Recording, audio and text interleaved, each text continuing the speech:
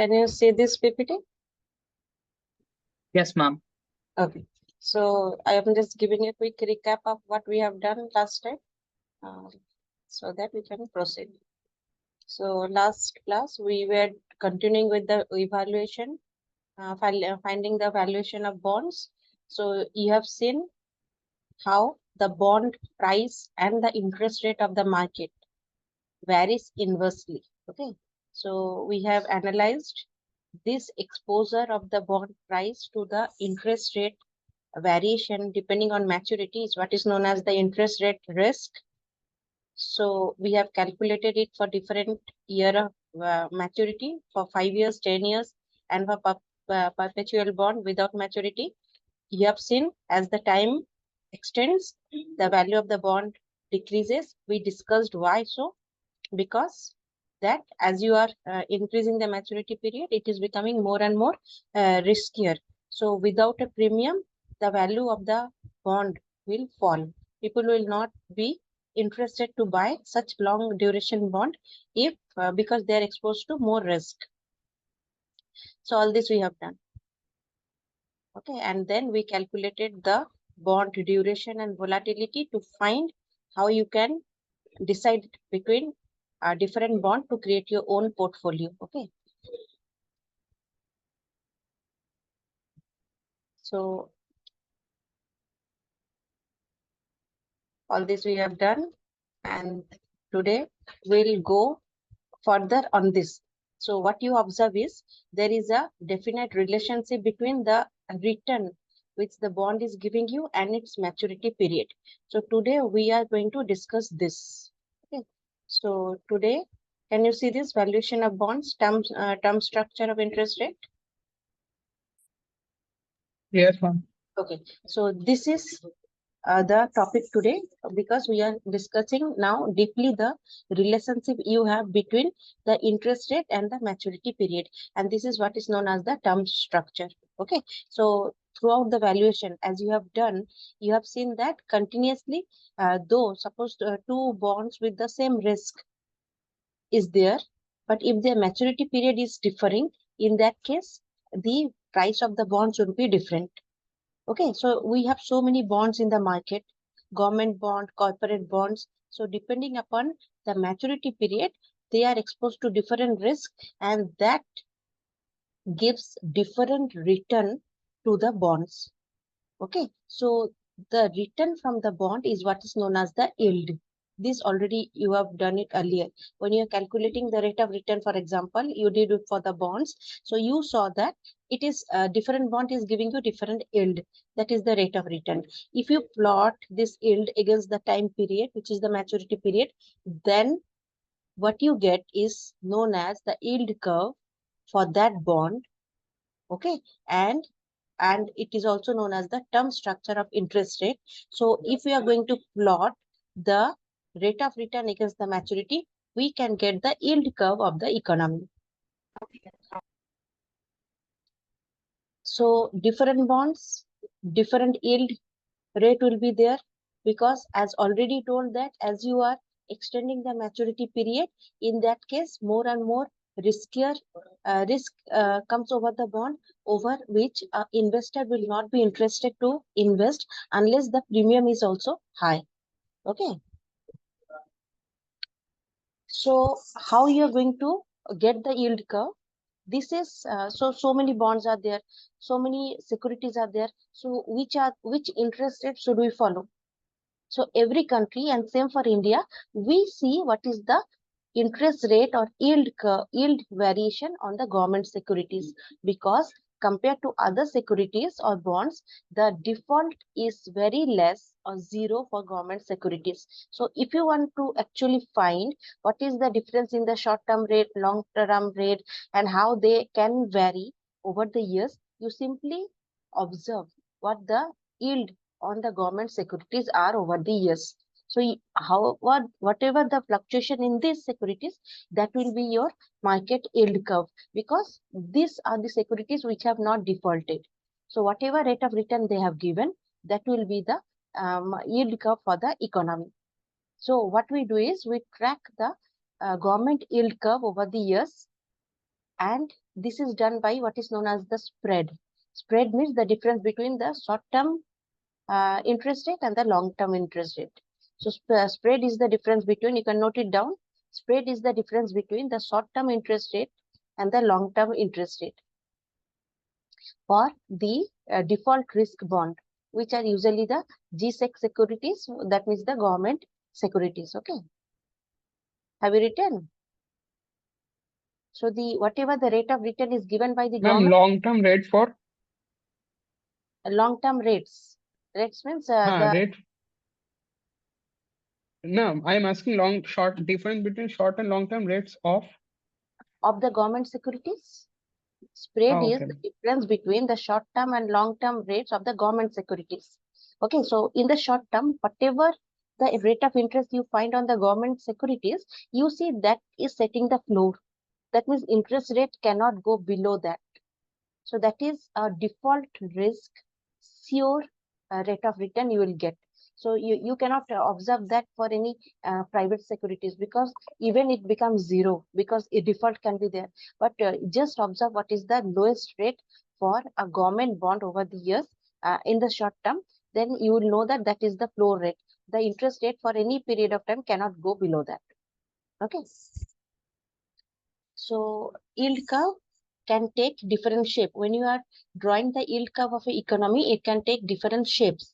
Okay, for example, these are the various shape of a yield curve. It can be upward sloping, and this is the shape of a normal yield curve. It can be downward sloping. Here, what you are plotting, you can see you are plotting the maturity period over the x-axis and the yield or the rate of return on the y-axis. Depending on this, the term structure, remember this is the yield curve, means the term structure of interest rate. Of the interest rate can vary over the bond over different time period. So this can take different shape, which is, this is a normal curve, this is an inverted shape, this is a flat one, this is a humped one. This simply depends upon the variation of the interest rate with the maturity period, which again depends upon the different expectation of the investors, because their expectation will have an impact on the buying and selling of the bond, which in turn will affect his price and valuation. Okay, so let us see why what is the implication of this different shape. So now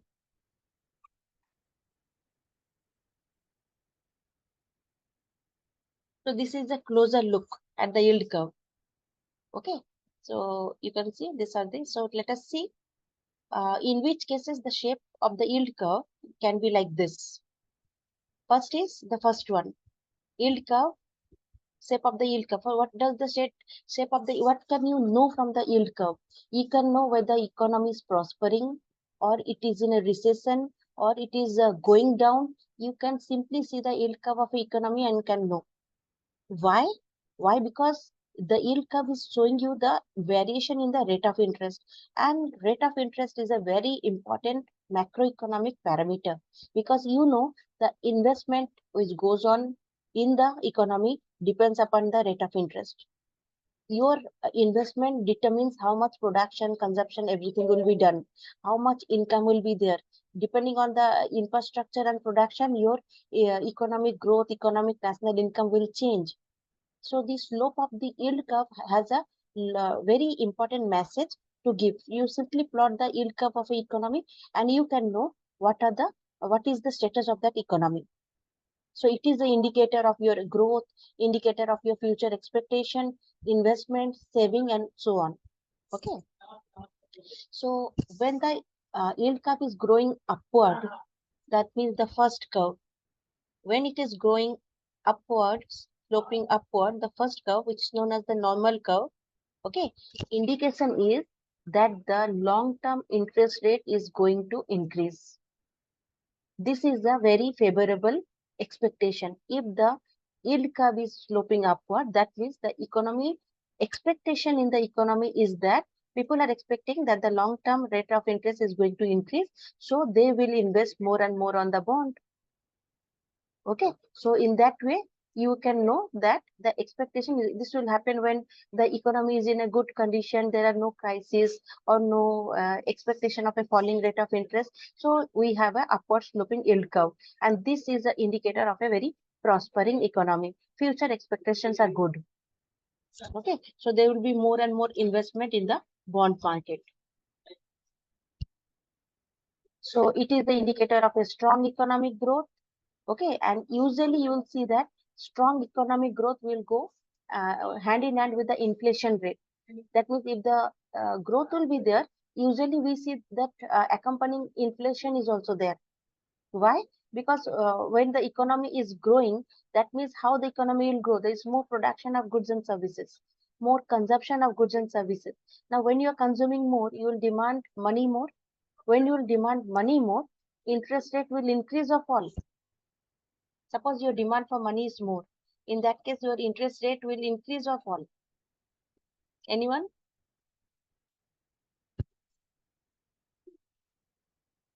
Should the interest will increase? Why? Because when you're demanding money more, that means you want to spend more. Your demand for liquidity is more. In that case, the bank will be short of liquidity. So what they will do is increase the rate of interest so that they can induce you to invest more. That means you will save, put your money in the bank. If the rate of interest is low, rather you will prefer spending more.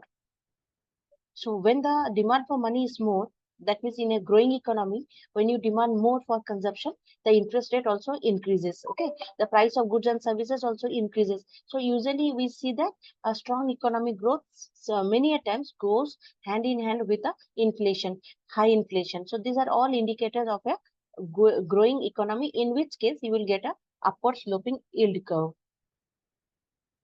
The reverse of this is the inverted yield curve. Inverted yield curve shows that your expectation is not very high about the future. The short-term rates, interest rate will be high.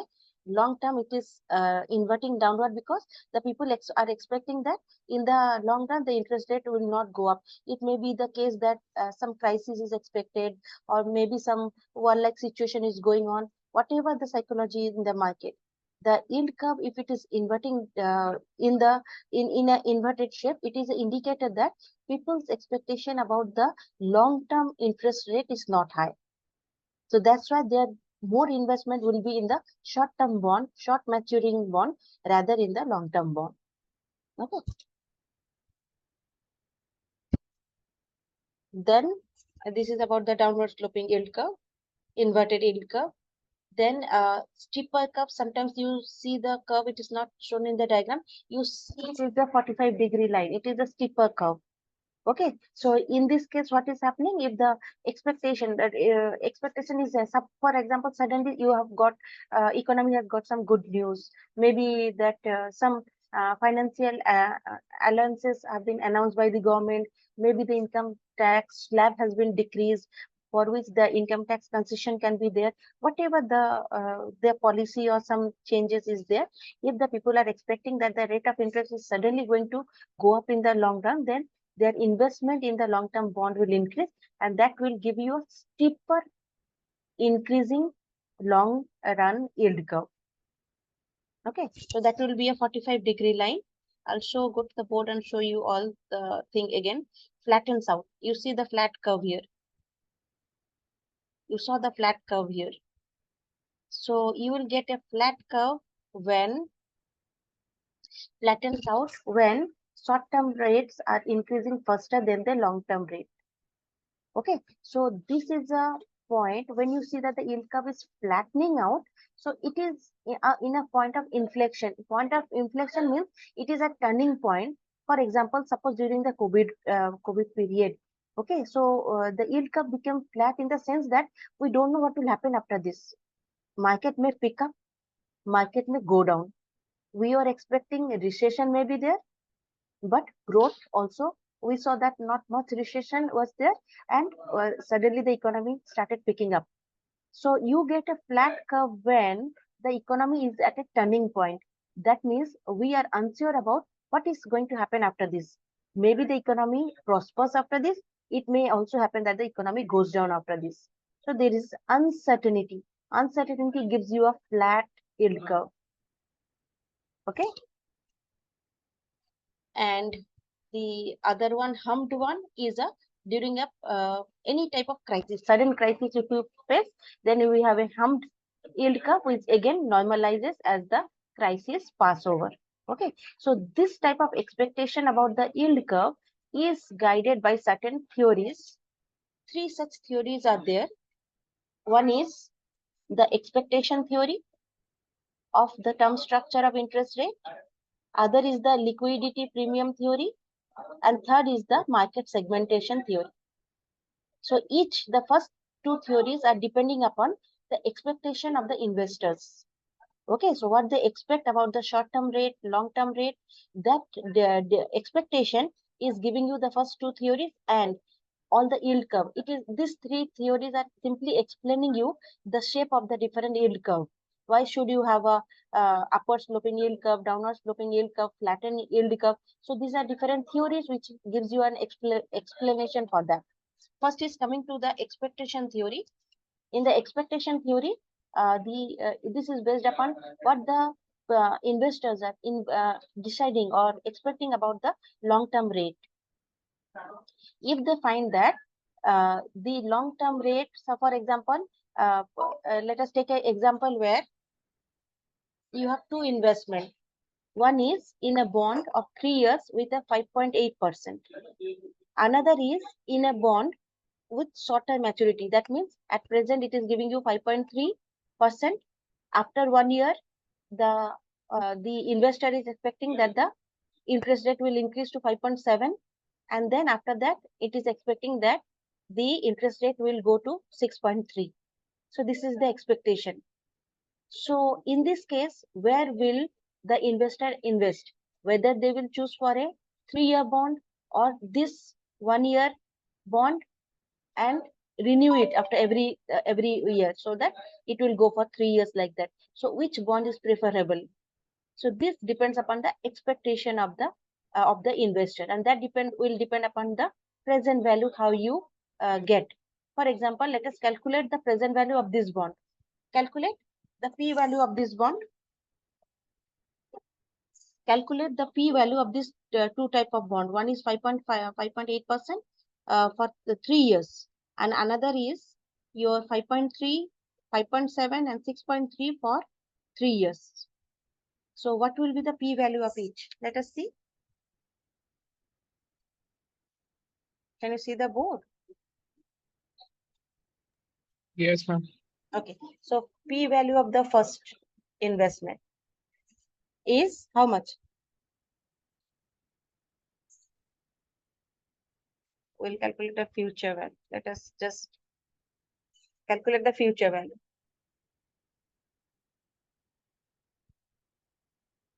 Which is your,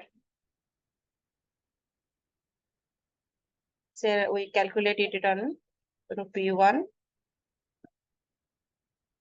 Okay, so calculate. In this case, what it will be? For the 5% bond, how much? Sorry, 5.8%. So 1.058 for 3 years. How much you calculate? This is the first case for a 3-year bond. Okay. And in the second case, where every year you renew the bond. So let us see for this 1-year bond how much it will be. First, how much is it is 1.053. Second, the interest rate expected is increasing to 0.57.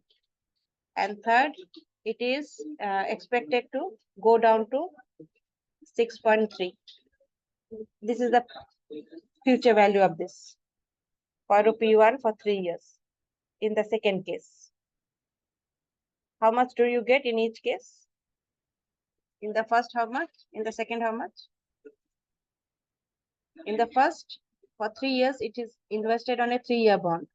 And here, it has expected over 3 different, depending on the expectation of the interest rate. He has reinvested the bond every year. It is a short-term investment. For every year, he is renewing. So what is the return he is getting in the first case? How much it is? 1.183, 184. 183. Second one? Second one is 183, first one is 184. Acha. It is actually same in both. Okay. This is what we want to show. So this is 183 in both cases. Maybe you have rounded up separately. So if this is the case, if you are getting the equal return over investment, so is there a difference? Is there a difference between your investment on this 3-year or on this short term? Which one would you prefer? If they are both are giving you the same return, there is no reason to think that why should I invest and every year I have to change. If your expectation is something like this falling over the years, in that case a long term maturity bond is preferred. But if you expect, in this case, suppose the interest rate is from 5.3 to 5.7 and then say 6 point something, more increasing more further than that, in that case, you may also decide to go for a short investment period. So the expectation theory assumes that the capital market is efficient, no transaction cost. Transaction cost means that suppose an investor who don't invest on this 3-year bond and goes for this. Okay, so what he will do is he will change from first year, he will invest at 5.3, again second year, depending on his, because he's investing, he's expecting that the interest rate will vary. So second year, again, he will switch over to a 5.7% bond, again to a 6.3% bond, this way you will do. But this is not easy, because when you are switching over, usually you have a transaction cost. Okay, you have to pay a commission and then you can switch over. So what you are doing is you are doing everything on the secondary market, and the switching over has a transaction cost. So if the transaction cost is as high that it is making up, you are getting a difference of 5.3 5.7 minus. So if the transaction cost is equal to this difference, there's no reason why you will switch over again and again. So this is the assumption of this theory, is that there is no transaction cost. That means when you are switching over from one maturity period to another, you don't have to pay any cost, because if the cost is there, then that interest rate difference has to be higher than that. Otherwise, there's no use in going for a short maturity period investment. Okay. Now the liquidity premium theory, the other part of the investment theory. It also postulates that the yield curve will go up. Expectation also postulates or expects, assumes that the yield curve will be in the first shape, normal curve. Liquidity premium also expects that the yield curve will increase. In that means it will always take a normal shape unless there is crisis or anything. Okay, the reason for here is that investors, they always are risk averse. Risk averse means they want the risk to their investment to be very low. In that case, what they will do, they will always prefer short-term investment. Okay, so in that case, the long-term the bond demand will be less. How the long-term bond demand can be increased? If the interest rate on them can be increased. That means if the yield on that can be increased. So in that sense, in order to induce the investor to go for more long-term bond, the price of that means the premium, a higher premium has to be paid on the bonds with longer maturity. And this is the reason that the expectation is that in the long run, the yield on the long-term bond will be more.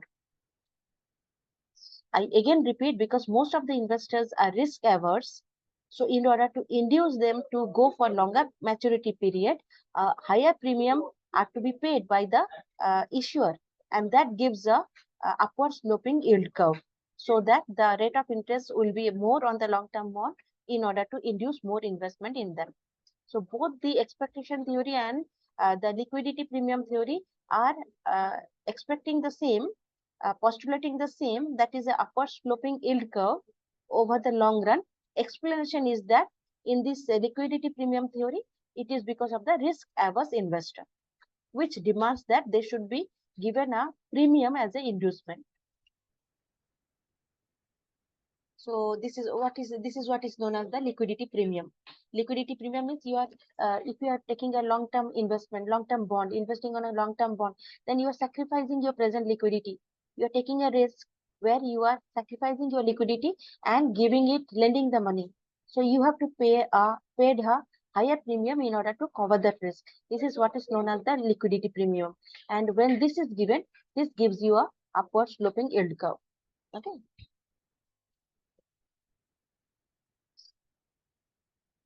And the third explanation for this different yield curve is the segmented market theory. Now, according to this segment, you see both the expectation theory and liquidity premium theory both traced upon individual investors.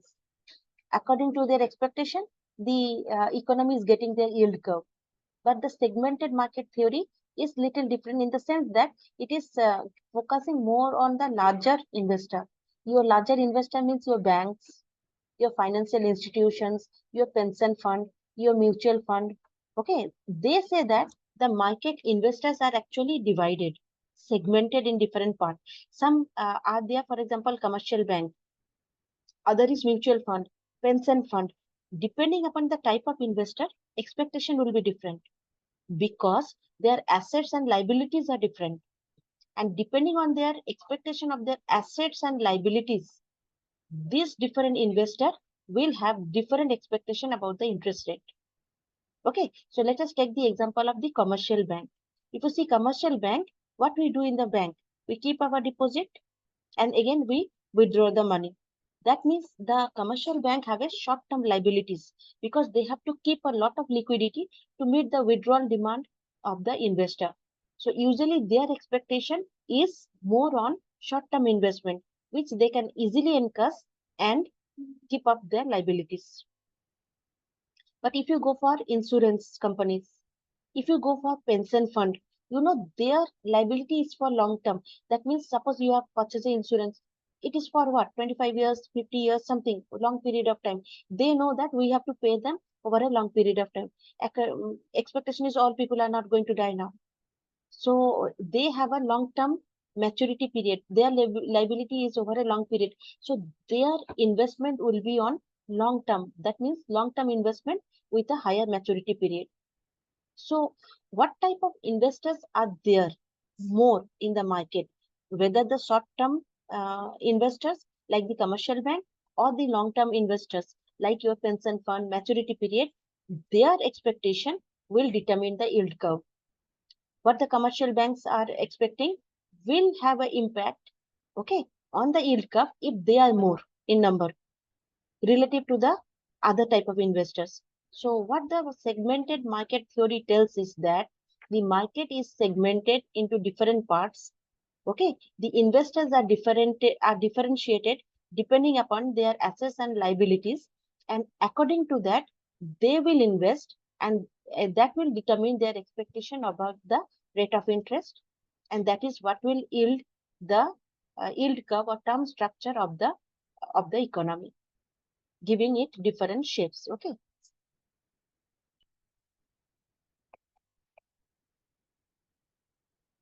Now there is a difference between your government bond and corporate bond in terms of risk. You know, government bonds are risk free because government usually don't default on them. But companies, when they issue the bond, that is little bit of risk. That's why the companies, you see rate of interest paid by the corporate bonds.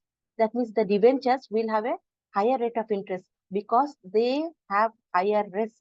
That's why the rate of interest which are paid on the corporate bond are relatively higher because they will cover your risk premium. Okay. So what is default risk? The default risk means that the issuer will not keep up to your agreement. That means you purchase the bond and the bond may not be repay you back the principal and the rate of interest. So that is what is known as the default risk. So it is the risk that the company or the issuer or even the government may not be able to keep its obligation which it has promised. Okay, so this is what is known as the default risk. The default risk is usually higher for the corporate bond, and that's why you have a more higher rate of interest to cover this default risk. Otherwise, if a similar risk bond and corporate bond is available, usually the investors will go for government bond because they are less risk of default. Okay. In order to induce the investor for the other type of bond, a higher premium has to be paid. Okay, so this is what is known as the default premium. That means the higher rate of interest which has to be paid in order to cover the default risk by the investor, by the issuer. So you may be asked a question like the default premium will be higher for bond with higher chances of default. Okay, that means you will be questioned as the default premium is higher for corporate bond related to government bond. Why? Why? Because they have higher chance of default, and that's why a higher premium has to be paid on corporate bond in order to cover your default risk. Okay. Now coming to this last part, we have how you know that which bond is better, which bond is not good. So you see whenever you go to the site to invest in the bond, one I had showed you. Next class I'll again show you how to. So you'll see every bond comes with a rating. Okay, so there are different ratings, companies which make the rating. For example, in the USA, we come to hear about this Moody's, Standard and Poor very often in the media. They are in news because these are the rating agencies which rates the different securities, bonds, equities. They rate them as into different categories so that the investor can know when they are investing which bonds are or securities are good, risk free, which have a higher risk. If the higher risk is there, whether they are giving you a sufficient rate of interest or dividend to cover that risk or not. Similarly, in India, this rating agencies are there. One is the CRISIL, the ICRA, and the CARE. These are the different rating agencies which are specific for India. They rate the bonds and shares which are available on the Indian stock markets. Okay. This is an example. You can see if it is a very high safety bond, then it is given. This is a rating system we get in India. It is done by CRISIL. Okay, so it gets a AAA. If you have a AAA bond, means you know you're completely safe. It is a risk-free bond. Invest in it, and they are very high in demand. Invest, see the rate of interest, and you are assured about its return every year, year to year or month to month, whatever the interest rate they pay. Okay, so investment grade debentures rated BBB, triple B. Okay, these are debentures. Debentures means the bonds which are issued by the corporates. They are little below the AAA. Okay, so they are private bonds, corporate bonds. So they are given a triple B. They are also good. Okay, but not as secure as the AAA bond. Okay. Similarly, junk bonds are those which are very low rating. Low rating, you know that risk are very high. Okay, so these are known as the speculative bond or the junk bond. So these are high yielding. You will see sometimes they give you very high rate of interest. So if they are giving you very high rate of interest, it means the risk is also high. Usually the junk bonds they do attract the investors with a very high rate of interest because leaving it to the market, they know that the investors will invest less in them. That means in the past the default risk was there in such type of bonds. That's why they are rated as junk bonds by the rating agencies. That the investor, when they are investing, seeing the high rate of interest, they are also should know that these are the bonds which have defaulted in the past. So you have to invest taking that risk in such bonds. Okay. So this is all about today.